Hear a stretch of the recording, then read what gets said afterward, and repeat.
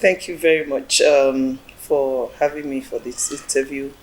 I believe it's a special edition to, celebrate my husband's 60th. And His Excellency Dr. Gabriel Suswam has been my husband for almost 3 decades. So I think we should be nearly 27 years now in marriage by the grace of God. And it has been a very tough job. Ah, it has been a very tough job. We hear that, marriage is not a bed of roses, is this, is that, but ah, mixed with politics is a peculiar case. So, but by and large, we thank God. A lazy person couldn't have, a lazy woman couldn't have been able to pull through. So I thank God for strength. I thank God for His mercy on both of us. It's not everybody that married at the time we married that are still married or are still alive. So we have every reason to thank God for He has brought us thus far to witness His 60 solid years, the sixth floor of His life. So it's a great feat. I consider myself, privileged because it's a big assignment, and I'm sure it was designed particularly for me because I see the hand of God in preparing me ahead of all of this.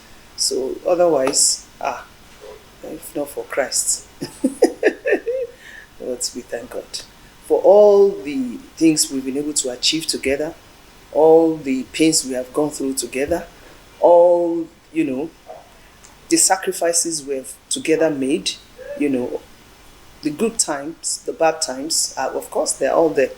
As I said, it's not a bed of roses. Neither is even far-fetched when it's interwoven with political life. We barely had any honeymoon or anything.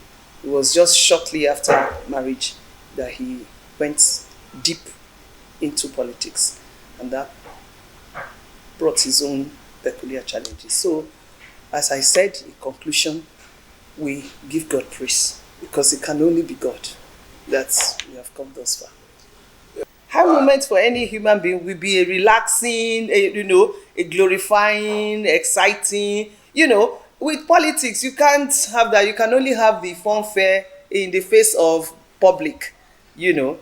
So I think it's just a natural thing for it to be full of ups and downs, the high moments, the low moments, of life. Of course, there will be.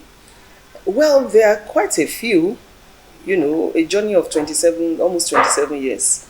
There will be quite a bunch. But let me recall, when you recall of things, disappointments in life, do you understand? Expectations not met. Of course, that can dampen any human being.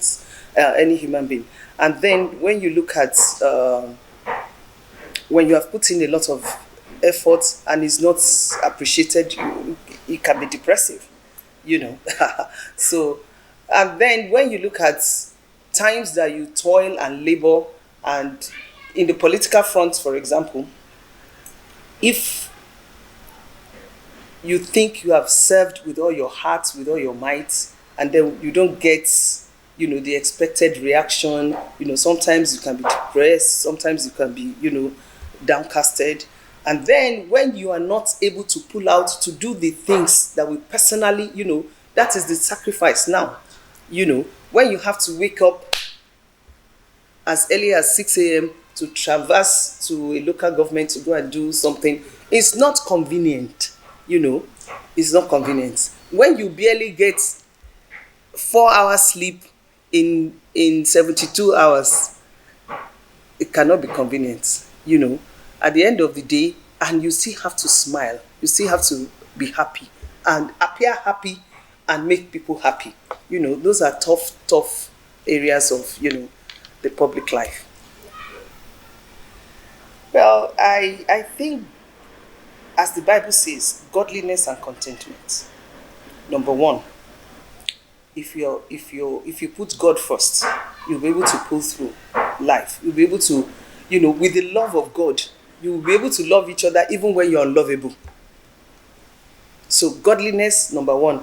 Contentment is, you are expecting your husband to be this or that, and he's not. You make do with what he is. The same thing, vice versa. You understand?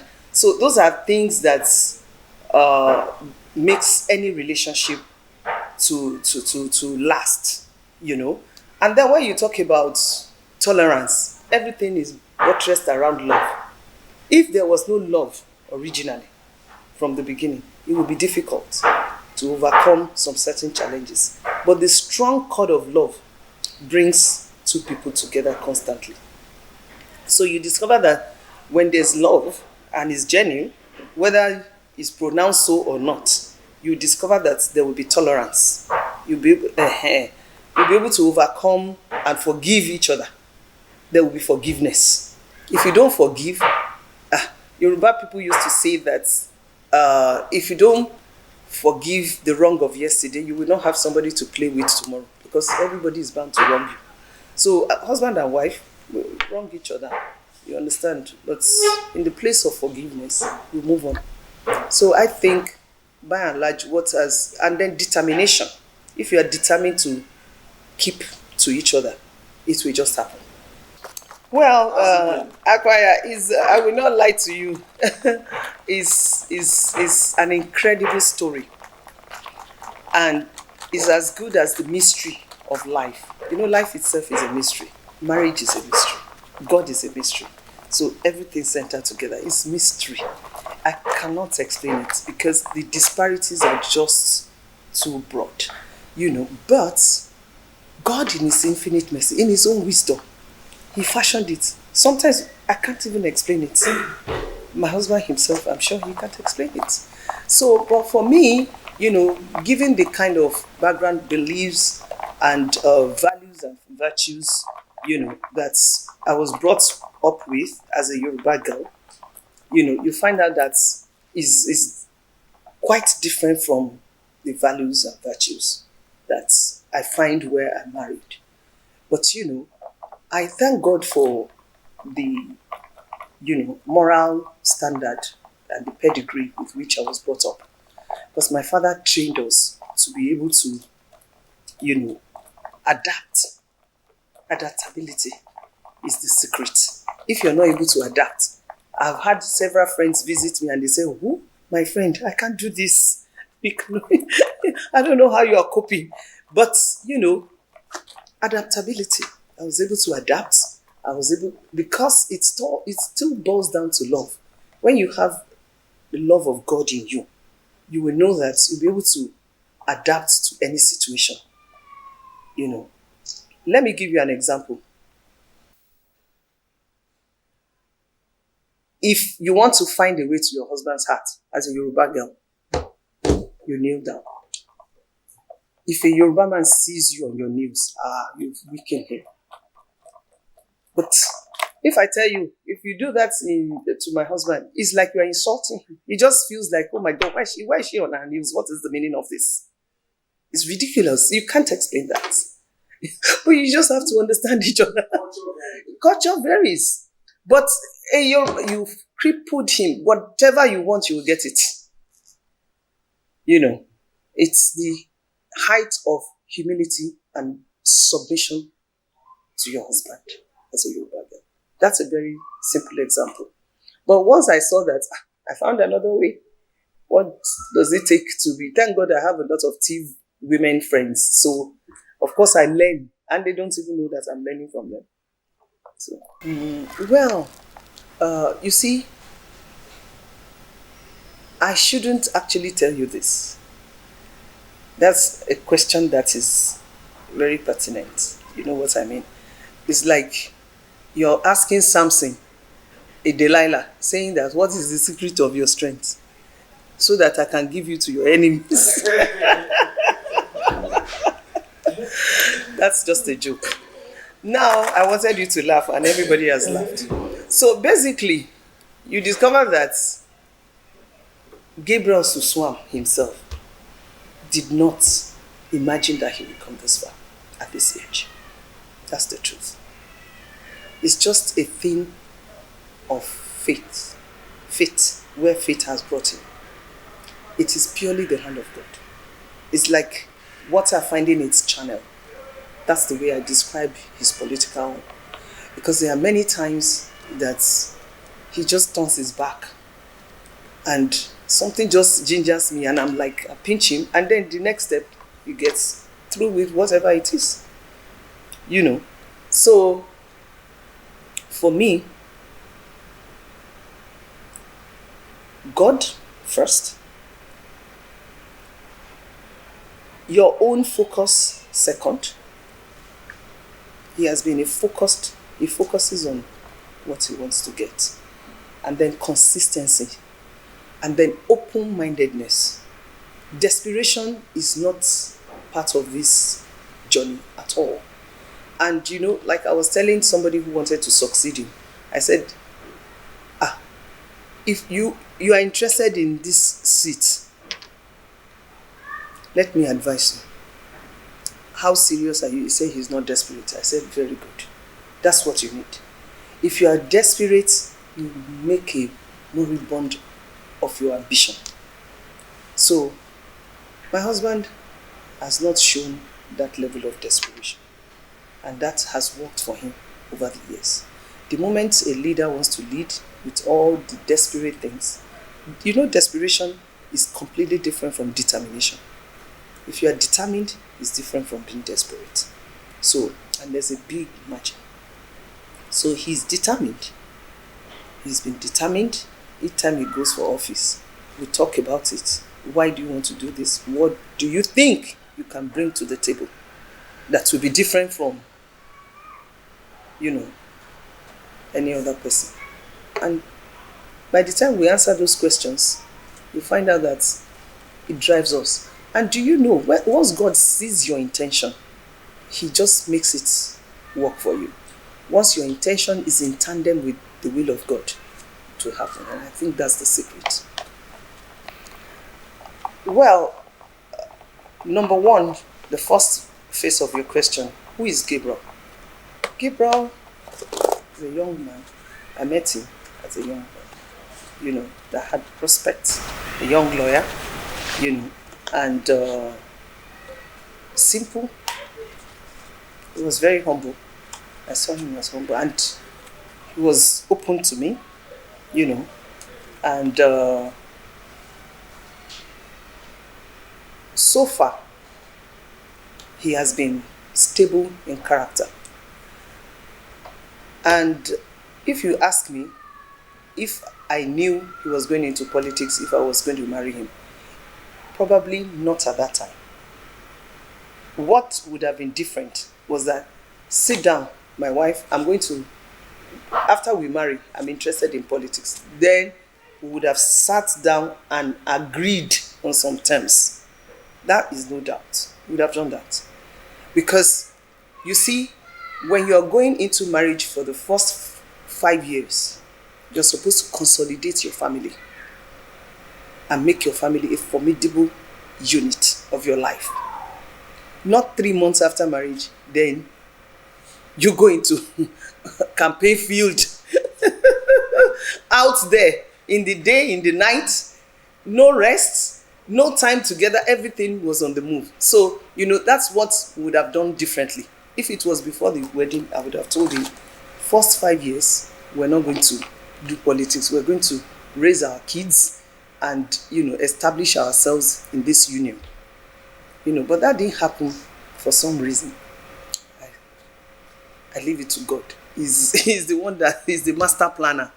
So that's what I would have done differently. Not that I would have said, no, I'm not going to marry you because you're going to be a politician. No. I have no problem with politics. And democracy has come to stay in Africa, in Nigeria particularly. So whether we are getting it right or wrong, we will get there one day. So for me, I have always been prepared as a child to take, to have qualities of a leader.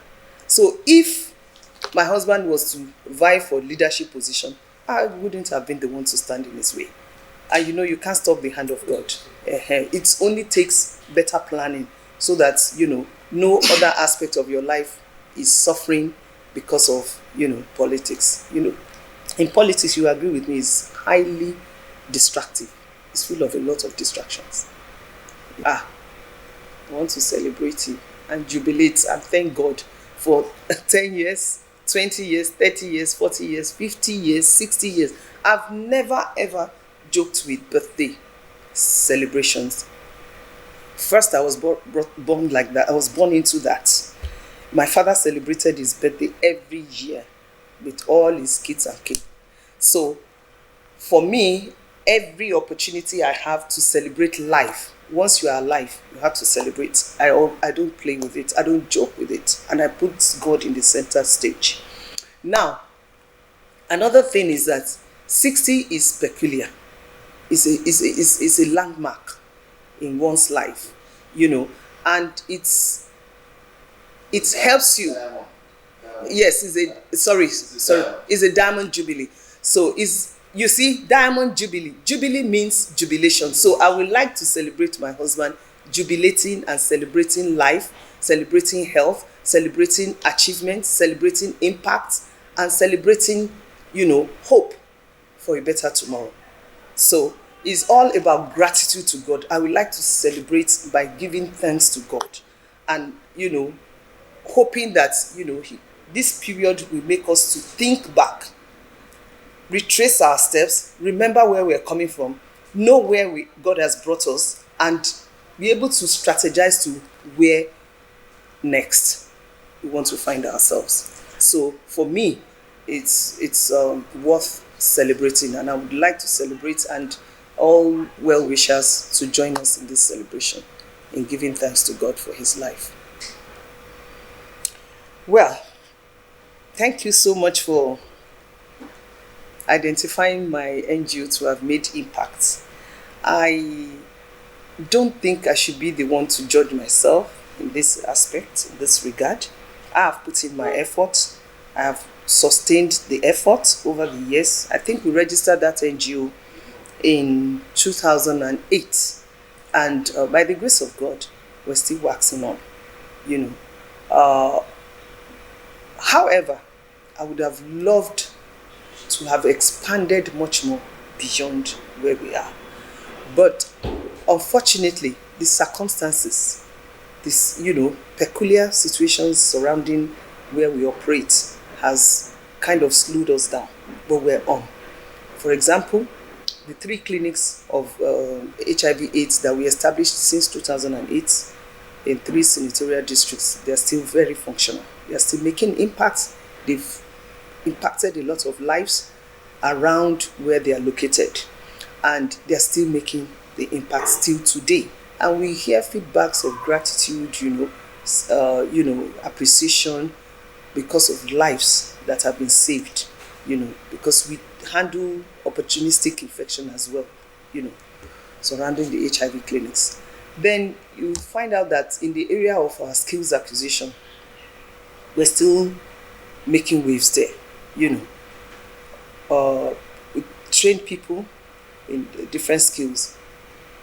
Recently, we had to cease admitting students because we needed to renovate the headquarters in Makurdi. So I think the renovation is concluded before the end of this year, and then we can swing back into full action. The agro-processing center is there. We can't take it from the society. It's there making impact in its own way. The unfortunate thing is the insecurity in Kasinala has made a lot of people to, flee from that area. And the edifice that we put up there is still there, standing. It cannot be taken away from that locality. Whereas we're supposed to be processing yam, processing cassava. We started processing cassava until the insecurity situation took its toll. The challenge we have in that particular location is that you discover that they frustrate a lot of, even the people we trained. We trained people from that locality to be able to operate and process produce, you discover that they are discouraged.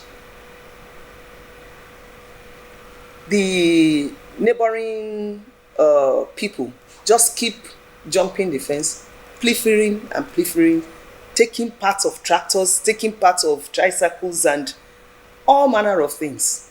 So for now, that one is not. We're just trying to relocate the spices section because we make 7 different spices from that center. So we're trying to relocate it from there because the spices must be produced, and we have not stopped because we've started the process of exporting them. Unfortunately, the first batch we exported, the documents were not properly done, and so they were discarded. FDA will not close their eyes for any single lapse in your importation in America. It's only probably here that they import things and then find a way of making sure that it gets into the system. It was not possible. So we're going to redo the papers and make sure that we send them. But locally, people are consuming our spices from that center. So for now, we're still making waves. We're still doing what we're doing. It's still impacting in the society to the glory of God. The second aspect of your previous question gave back to this. The NGO impacted on the government in my husband's administration, in a great way. It sensitized the people. It engaged the people. Okay? Now, on the other aspects of women emancipation, which was top-notch on my program, is this political empowerment of women. You discover that at that time, Akwaya, you yourself recall that in the past, women were so shy prior to that time to come out. Number one, they didn't want to leave their jobs. Maybe they had secular jobs. Number two, they have cultural limitations. Number three, maybe home limitations, home barrier. Maybe their husbands will not allow them. So many reasons. And then maybe the political stakeholders is dominated by men and they will not give room for women. So with all the sensitization, before we started identifying women who were capable of this political, who had merit, who had substance, who had value to add, to governance or to leadership. I started, underground to advocate the traditional rulers, to advocate the political stakeholders, at all levels, And by the time we did that, they came, they were at home with it. And then we now presented the women. Then we sensitized the women themselves and told them that, look, you have been following politicians from one place to the other. Of course, they are the most active. If women start running down a leader, it will be difficult for you to sell that leader at the polls. That's the truth. So we encourage the women that those of you who have that type of interest, come out. And, we identify them, lobbied for them, advocate for them in every way and empower them financially, morally, and otherwise. And we even did some training. You understand? We did seminars for them to know how to maneuver to get their way through. And of course, part of it was for them to know that they are not competing with men. They just want to go there and complement the efforts of the men. So that went a very long way to give back to female local government chairmen. It was highest in Benue at that time from history. Am I correct? The participation. We advocated for, female commissioner portfolio. We advocated, we got quite a few advisors and the rest of them, and even head of agencies. I remember part of them was GM Water Board, was a female who, had the guts to even come out to say she wanted to stand for governorship election in Benue State. So we did all that, and even at the federal level, we pushed a lot of our women, and it gave us a new leaf. It turned a new leaf in the heart of the women at home. they began to have confidence, and boldness, courage, to be able to add value to nation building. Well, that question is pregnant, and I do not. I want to know what might have suggested that is probably misunderstood. If there are activities going on that suggest that, maybe if you mention such activities, I'll be able to know whether he's misunderstood in that area. No, okay, the offices he has occupied, I believe he has been appreciated. I believe that he has delivered on his mandate. He has left his mark. He has left his legacy. You understand? But if he naturally has political antagonists, no politician can boast of not having one. So, if it is concerning his future ambition, like he's trying to be PDP chairman, that's why I'm asking you specifically, is there anything that he took a step that you think that people misunderstood? Otherwise, I cannot begin to suggest that people misunderstand him. So, for me, he has political rivals, he has political enemies for diverse reasons. They have their personal reasons. It's their personal opinion. So I wouldn't know if somebody is saying, okay, I'm fighting Suswam. This is my reason. Then I can say this person has misunderstood him or has understood him so well that he's even against it.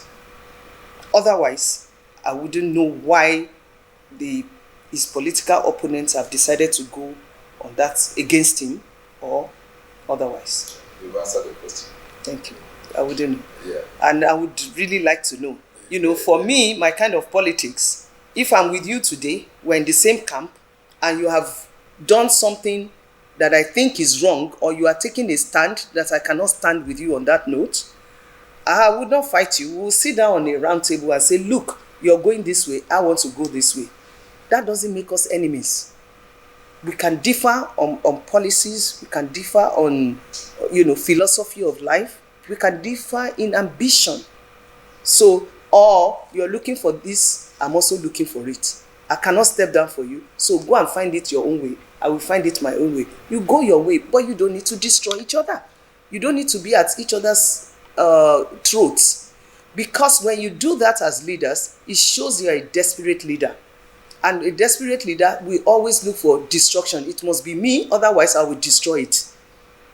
That's not a good leader. Oh, well, I'm not a seer. But one thing I can tell you is that, and God has not shown me particularly that He's taking him in this direction. But I know that anyone who started when we started, 1998,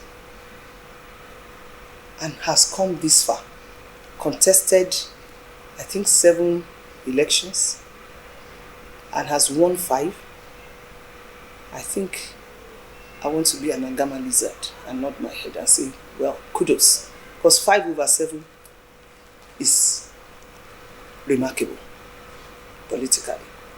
And especially now that everybody wants to take political office by all means, by hook or by crook. So I think, by and large, God has been gracious to the Suswams. And if we're to look back,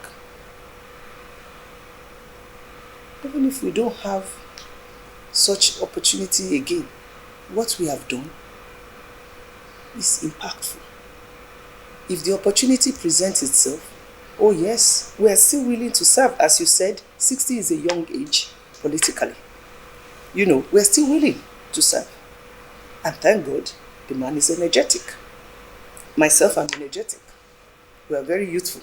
So, I believe that the state where our country is now, it is good to step aside, ponder, okay?